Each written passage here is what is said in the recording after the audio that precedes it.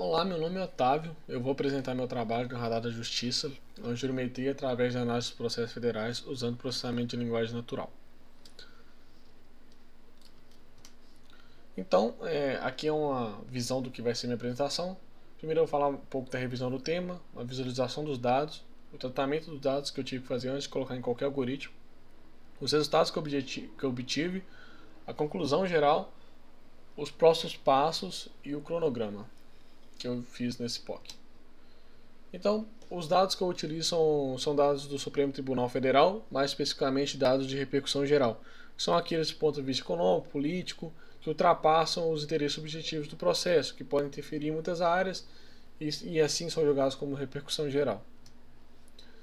Então, aqui é como os dados são disponibilizados no site do STF. Primeiro você tem o título, você tem a descrição do que é aquele documento que eles estão julgando. Você tem o assunto, e dentro do assunto você tem um ramo de direito a que aquele assunto pertence. E você tem aqui também a classificação, se foi julgado no STF, se ele foi julgado como repercussão geral ou não. Lembrando que esses dados também foram coletados através de web scraping e salvados num banco de dados local. Aqui a gente tem a distribuição do ramo de direito. A gente pode ver que do direito administrativo a gente tem uma quantidade muito grande e isso vai influenciar na nossa análise futura. O direito tributário também, e todos os outros têm um pouco menos de prevalência nessa quantidade de documento. Aqui também a gente tem outra visão daqueles que foram julgados como repercussão geral e não, que foram julgados como repercussão um pouco mais de 840, e aqueles que foram julgados como não de repercussão um pouco mais de 400. Então aqui, antes de a gente colocar em qualquer algoritmo, a gente fez o tratamento. Primeiro a gente fez a remoção de stop words. Stop words são aquelas palavras que não acrescentam em tanto, que para a gente como ser humano facilita a leitura de um texto, mas não acrescentam tanto na sintaxe e entendimento de uma máquina. Então a gente remove essas palavras, a gente transforma os dados categóricos, a gente pega todos esses dados que são verbais e transforma em numeral para o computador entender. Primeiro a gente transforma em vetor binário o nosso vetor de classificação, né? Por exemplo, se ele é de repercussão geral, a gente substitui aquela frase por 1, né? Se ele não é de repercussão geral, a gente coloca um 0, né? Se ele pertence a tal ramo do direito, a gente coloca 1, se ele não pertence, a gente coloca 0. Então a gente substitui todo esse dado que é verboso por um dado que o computador vai entender facilmente. E também, agora, aquele documento, né, que fala, neste documento a gente trata, esse documento que tem todo o texto, a gente usa uma abordagem muito comum no processamento de linguagem natural chamada TF-IDF. Então, ele faz uma varredura em todo o documento, né, de termo em termo. Então, para cada ocorrência do termo I no documento J, ele multiplica pelo logaritmo do número total de documentos pelo diferencial do número de documentos que contém aquela palavra. E ele transforma isso em um vetor de frequências, né? Então ele transforma todo aquele texto em um vetor de frequências de palavras que contém no documento. Então aqui eu vou falar um pouco dos resultados. A primeira visualização que eu quis ter foi uma visualização bidimensional, que a gente poderia conseguir ver, antes de ver números mesmo, a gente vê como os dados se comportam. Então aqui, utilizando da repercussão geral, de como ele foi julgado, eu quis plotar os documentos e saber qual que era, se havia uma distinção, né? Ou, por exemplo, se eles representavam algum comportamento. E foi um pouco frustrante nessa parte, porque a gente viu que os documentos eles estão muito amaranhados. Então a gente não consegue distinguir muito bem, pelo menos visualmente, em uma redução de dimensionalidade onde a gente perde informação, a gente não consegue ter essa distinção muito bem. E aí, eu, não satisfeito, usando o PCA, eu quis usar um outro algoritmo também muito comum, chamado Tisne.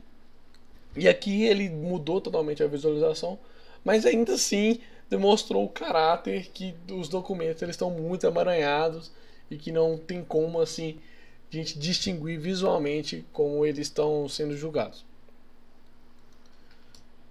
E aqui um pouco da matriz de confusão, aqui utilizando já o algoritmo de SVM, né, para a gente poder ver classificando quais foram julgados como repercussão geral ou não. Aqui no eixo X a gente tem o que foi realmente, o que foi predito pelo algoritmo, e aí no eixo Y a gente tem o que é verdadeiro, né? Então foi predito 160 que eram de repercussão geral e que realmente eram de repercussão geral. Mas também foram preditos, o algoritmo diz que 67 era de repercussão geral, mas na verdade não era de repercussão geral, né? E ele está, obviamente, pela característica dos dados, por serem mais de repercussão geral, ele está falando que mais documentos são de repercussão geral, o que já é esperado. Então ele teve uma acurácia de 0,72, mas o que é curioso é que como os documentos, se você for dividir a repercussão geral pelo total de documentos, você tem uma probabilidade de 0,67%, de 67%, perdão, de acertar se ele é de repercussão geral ou não. Então você teve um ganho aí de 5%. Então não teve um ganho significante. E já era esperado pelaquela característica que a gente tinha visto naqueles documentos, né?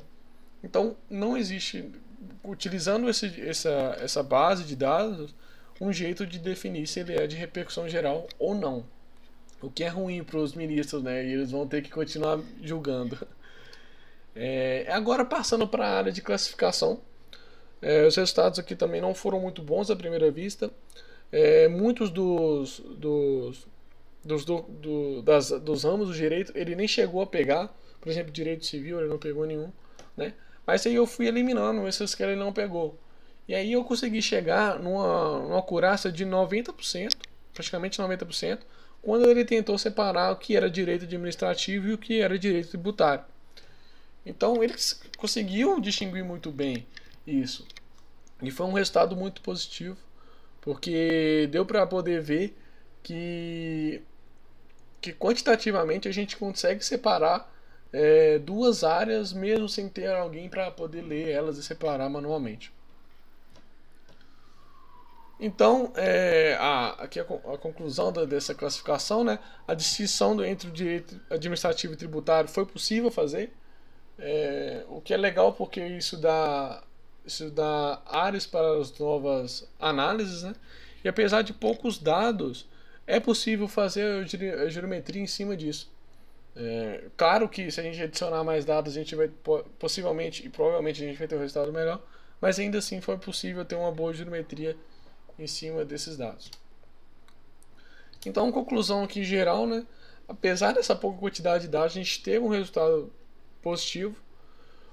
Infelizmente, o tema de repercussão geral, se vai ser julgado como repercussão geral sim ou não, os ministros ainda terão que fazer isso, porque é bem difícil classificar eles porque eles são documentos muito parecidos e às vezes não são tão assim visíveis ver a diferença, né? E os termos julgados são distintos, né, e podem ser classificados, né, como a gente viu recentemente.